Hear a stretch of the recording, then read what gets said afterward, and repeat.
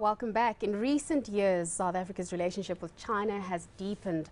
What does this mean for the local economy? Hannah Edinger, the director at Frontier Advisory, has more insight on this. Hannah, thanks.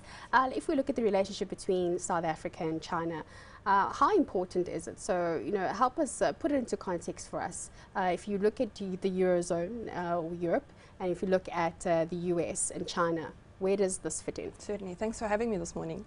I think China, not only for South Africa, for the whole continent, has become one of the most important commercial partners over the last 5 years in particular.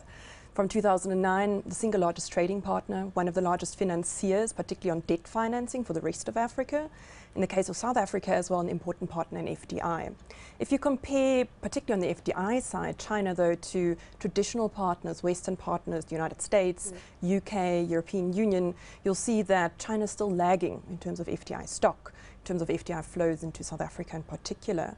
On the trade side, however, China has become South Africa's single largest trading partner as of 2009. As a region, though, the European Union still eclipses China as South Africa's largest trading partner. But overall, from a commercial perspective, China is a very important partner for not only South Africa, but most of the African continent to date. So it would make sense for us to keep an eye out on developments that are happening there. Let's look at investment and who's investing from China and where they're investing. What caught my eye was the financial services sector, the likes of ICBC here. And you think about the South African financial services sector, which is very stable, very competitive with our banks. What are they seeing that they can do better? I mean, what is their role here? Certainly. Maybe to look back a little bit, I mean, South Africa's investment in China actually eclipsed China's investment in South Africa until a few years ago.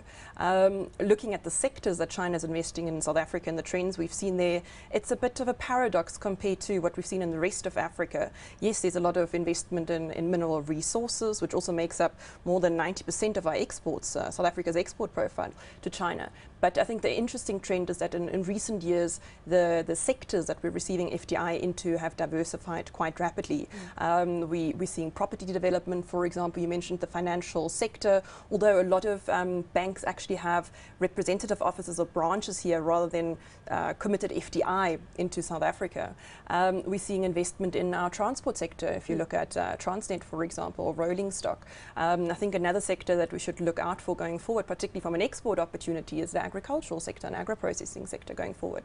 On the financial services sector side in particular, I think the main focus is tapping into South Africa's managerial knowledge, our skills in that sector, tapping into greater Chinese flows into Africa, not just into South Africa, and banking ultimately Chinese businesses, Chinese businessmen in this region. And with that, particularly the ICBC investment in Standard Bank sought to position ICBC more so in the 20-odd markets that Standard Bank has a substantial footprint in across the region. So who's investing? Is it private businesses, government, or a combination of the two?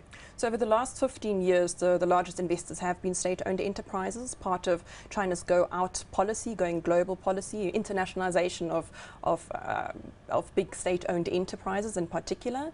What we will be seeing over the next few years is that diversifying quite rapidly. We're already seeing investment by private Chinese companies across South Africa, in the African region, although this is still dominated by SOEs. And I think this is particularly linked to a mega trend that we're seeing in China, that of China's own structural economic changes that are taking place, where China's moving from being a leading exporter, we all know China as a sort of manufacturing hub of the world, to a leading investor, which we're seeing in Africa already, to ultimately a leading consumer. And what we'll be seeing in line with that trend is offshoring of lower manufacturing value-added industries, similar to what we saw in Japan in the 80s, Korea in the 90s. So particularly on the manufacturing side and private sector investment into manufacturing, we've seen it in renewables, for example, in South Africa. I think that's a space to watch for South Africa, for the region in particular. And I think what South Africa must not be is complacent, because we have a lot of competition emerging on our doorsteps north of South Africa.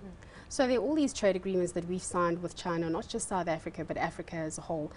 These contracts that have been in place, there have been eyebrows raised over the fairness, saying that it's skewed to favor Chinese investors versus South Africans or Africa. Is this true? Look, I think in general the Chinese agenda has been, for Africa generally, has been very much so Chinese. I think we must not be thinking that any of our partners are coming to our shores for altruistic purposes. At the end of the day, what is in it for the US, for the UK, for Germany, for China? Each of the countries ultimately have national interests at heart as well.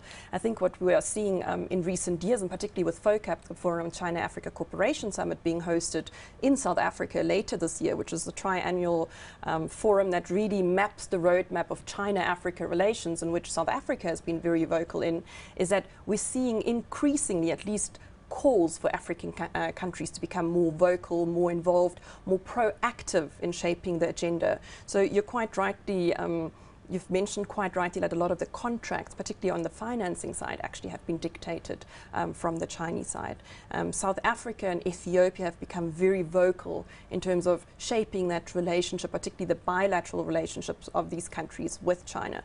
I think what we need to see is greater ownership going forward of the relationship by a number of African states. I think the problem becomes there's so many priorities, there's so many partners. It's a fine balancing act at the end of the day. What about perceptions of Chinese investors into Africa? We do have a number of problems on the African continent. Terrorism comes to mind, although not in South Africa. But what makes Chinese investors wanting to keep coming to Africa to invest here? How are the perceptions changed over the years? Look, I think we've been involved in a lot of myth busting over the last few years in terms of what China is and what China is not about. And I think similarly so what Africa is and what Africa is not about. But there's a lot of educational exchanges, people-to-people exchanges that are taking place to better understand, particularly to better bridge the cultural deficit that exists between South Africans and China. Even though South Africa has one of the largest Chinese diaspora, Chinese migrant populations in our borders, I think there's a lot of unfortunately false assumptions. There's a lot of sensationalization, unfortunately, of the relationship as well. With, for example, 2015 is the year of China in South Africa. Last year was the year of South Africa in China. Some public diplomacy initiatives of our respective states to help build a better understanding between our respective peoples, given particularly the cultural deficit. China seems to be getting it right in Africa and in South Africa. Are we getting it right in China?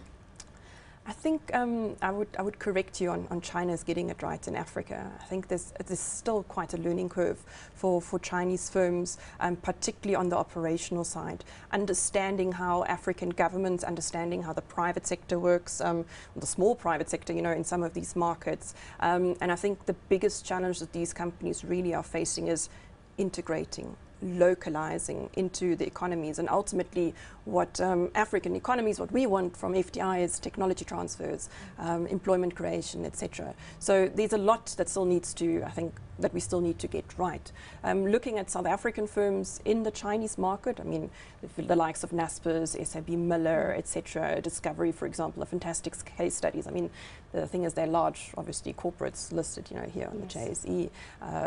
I think it's overcoming your initial experience, which sometimes can be a bit negative entering the Chinese market, particularly when you are a smaller business. That said, I think there's some great initiatives by provincial governments in South Africa, for example, to support business opportunities, be it from an export perspective in particular, into the Chinese market, which is overwhelming at best from a size perspective.